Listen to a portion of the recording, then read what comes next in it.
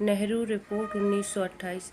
भारत में Simon commission के विरुद्ध हो रहे प्रदर्शनों को दृष्टिगत रखते हुए भारत सचिव लॉर्ड बर्कनहेड ने 24 नवंबर 1927 को भारतीयों को चुनौती दी कि वे स्वयं अपने लिए ऐसा संविधान तैयार करें जो सर्वमान्य हो।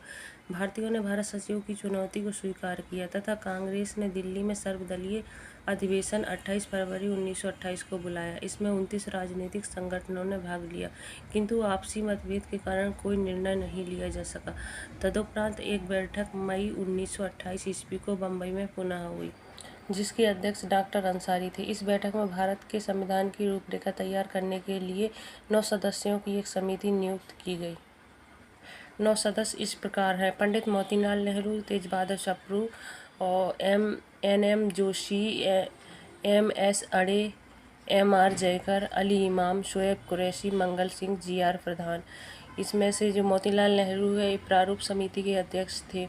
तेज बहादुर सप्रू लिबरल फेडरेशन इनका संघ था, उससे थे। NM जोशी लेबर पार्टी से थे। MS अडे हिंदू महासभा से थे। MR जयकर हिंदू महासभा, बाद में इन्होंने अपना नाम वापस ले लिया था। अली इमाम और शोएब कुरैशी ये दोनों मुस्लिम लीग से थे। मंगल सिंह ये सिख थे। GR प्रधान एक गैर ब्राह्मण थे। इस समिति को 1 जुलाई 1928 से पहले ही यह कार्य पूर्ण करने के लिए कहा गया। इस रिपोर्ट का प्रारूप मोतीलाल नेहरू और तेज बहादुर सप्रू ने तैयार किया था।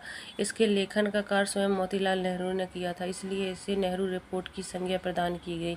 ज्ञातव्य है कि इस समिति के सदस्यों के अतिरिक्त उस सर्वदलीय समिति का सचिव जवाहरलाल नेहरू को बनाया गया था। नेहरू ने इस रिपोर्ट को 10 अगस्त 1928 को प्रस्तुत कर दिया, जिसे 28 अगस्त 1928 के लखनऊ के सर्वदलीय सम्मेलन में सर्वसहमति से स्वीकार कर लिया गया, किंतु बाद में इस रिपोर्ट पर मतैक्य नहीं बन सका। नेहरू रिपोर्ट की कुछ बातें इस प्रकार हैं: भारत को अधिराज्य का दर्जा यानी डोमिनियन पद दिया जाए, जिसका तात्पर्य ब्रिटिश राष्ट्रमंडल के अधीन स्वतंत्रता से था। भारत एक संघ होगा, जिसके अधीन केंद्र में द्विसदनीय विधानमंडल होगा।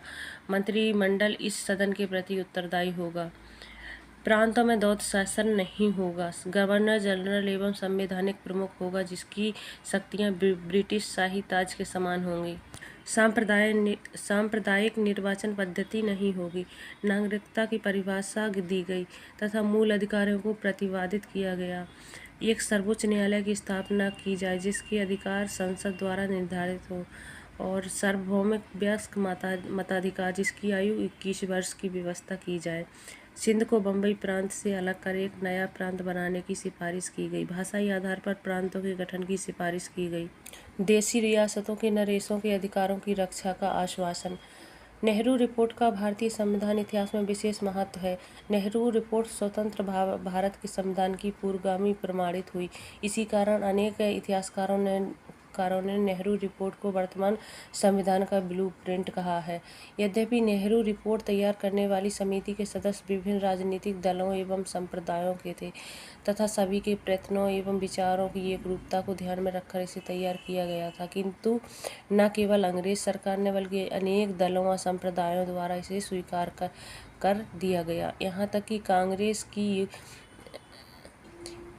के युवा सदस्यों, जिनमें पंडित जवाहरलाल नेहरू भी थे, ने इसका विरोध किया, क्योंकि इसमें पूर्ण स्वतंत्रता की मांग नहीं की गई थी। जबकि 1927 के मद्रास अधिवेशन में कांग्रेस ने पूर्ण स्वाधीनता का लक्ष्य पारित किया था। इस बात से नाराज होकर जवाहरलाल नेहरू, सुभाष चंद्र बोस जैसे युवा राष्ट्रवादियों ने 1928 ईस्वी में इंडिपेंडेंस फॉर इंडिया लीग की स्थापना की।